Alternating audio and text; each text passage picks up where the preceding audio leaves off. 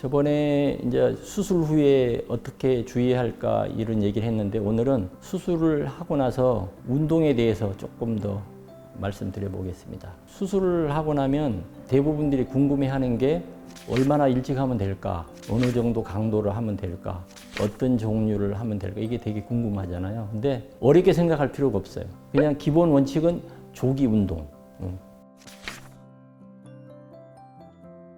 그거는 지난번에도 한번 말씀드렸지만은 회복을 빠르게 하고 그 다음에 부작용을 덜 생기게 하고 그 다음에 또 이 조기 운동을 통해서 특히 유방암 환자들은 상체 운동이 아무래도 제한이 남을 수가 있기 때문에 그런 것들을 막기 위해서 조기 운동을 해야 된다 하는데 그럼 조기 운동이라고 뭐 한 달 후에 할 수도 있고 우리가 생각하면 뭐 2달 후에 할 수도 있고 수술하고 나서 바로 일어나서 마취해서 깨고 나서 할 수 있기 때문에 조기라는 말은 참 애매한 말인데 보통 유방암 수술하는 관련된 의료진들이 권하는 것은 수술 다음 날부터 운동하라고 그래요. 그럼 깜짝 놀라죠. 물론 큰 운동을 하는 건 아니고 이제 상체 이런 관절들의 운동 범위를 유지하는 운동. 그러니까 강화하는 게 아니고 유지. 그러니까 어저께 내가 팔을 이렇게 올렸으면 수술하고 나서도 올릴 수 있어요. 근데 한 2, 3일 지나가면 안 올라가. 수술한 다음 날부터 이걸 올리고 생활을 하고 특히 수술을 오른쪽에 하신 분들은 오른쪽을 안 쓰려고 해요. 그러면 일상 양치질을 오른쪽에 했잖아요. 그럼 오른쪽 양치질 하는 거예요. 그러니까 일상생활 하는 거는 다음 날부터 가능한다. 라는 거고 그 다음에 수술한 다음 날부터 하는 거는 운동 범위를 유지하기 위한 거였다면 그 한 2, 3일 지난 다음부터는 운동 범위를 호전 물론 수술했으니까 유지한다고 하지만 이게 만세까지는 올라가지 않을 거예요. 그러면 어느 정도 생활을 하지만 이제 그거를 약간 호전을 시켜서 정상 범위까지 하고 싶은 게 있을 거예요. 그거는 한 2, 3일 지난 다음에 하는 게 좋다고 돼 있고 그러나 수술한 부위가 이렇게 굉장히 좀 이렇게 크게 된 범위 수술이 있어요. 그러니까 전절제라든지 인프절 절제를 한다든지 이런 경우에는 한 2, 3달 동안은 조금 주의해야 된다 이렇게 얘기를 하고 있습니다.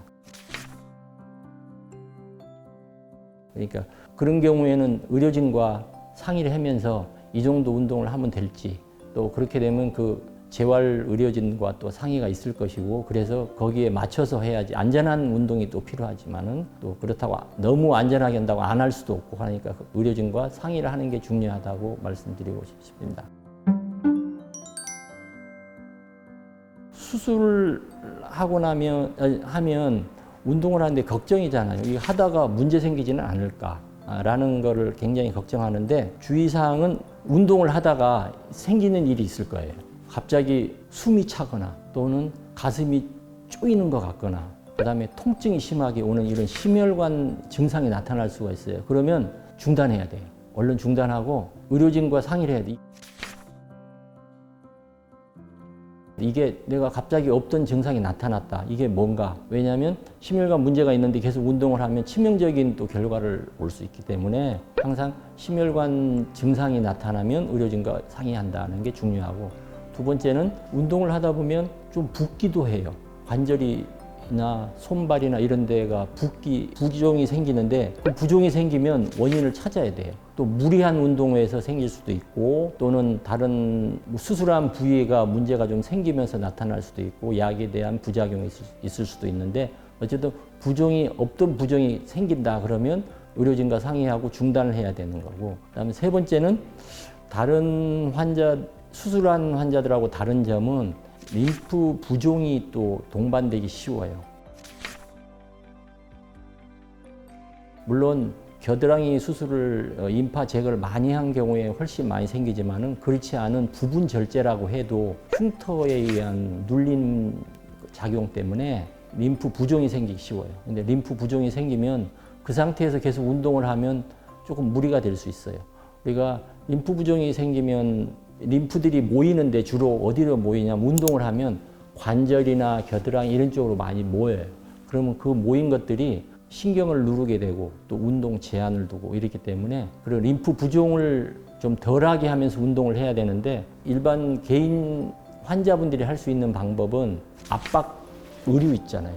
이렇게 보면 굉장히 많이 나와 있어요. 운동할 때 입는 그런 것들을 좀 착용하고 하면 림프 순환이 조금 원활해지죠. 모여 있지 않고. 왜냐하면 여기 모여 있는데 무리해서 하면 운동도 덜 될 뿐만 아니라 이 림프 모여 있는 것들이 신경을 누르면서 저리기도 하고 나중에 결국 그 저린 것들이 또 나중에 후유증으로 남을 수 있기 때문에 림프 부종에 대한 것들을 신경을 쓰면서 그 관련된 의복이나 이런 뭐 가먼트를 준비하면 굉장히 도움이 될 거로 보이고요. 또 마지막에 우리가 운동을 하는 거는 제가 두 가지가 있다는데 유산소 운동하고 근력 강화 운동이 있는데